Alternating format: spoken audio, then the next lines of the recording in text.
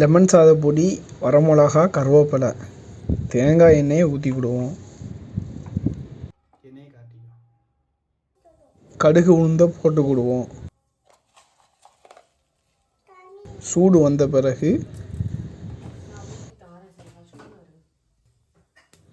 கருவேப்பிலையை போட்டுக்கிடுவோம். அதுக்கு பிறகு வரமிளகாவையும் பிச்சு போட்டுக்கிடுவோம். அதுக்கு பிறகு எண்ணெயில் நல்லா வேகிற வரைக்கும் கிண்டுவோம். ஆச்சி லெமன் சாத பொடியும் போட்டுக்கிடுவோம்.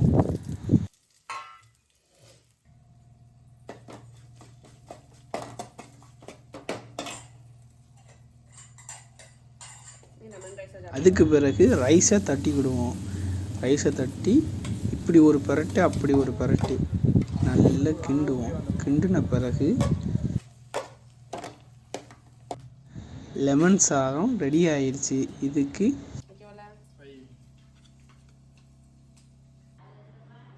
சின்னரிக்காய் வத்தல், வேட்டப்பழம், ஊறுகாய், லெமன் சாதம் சாப்பிட்டாச்சு.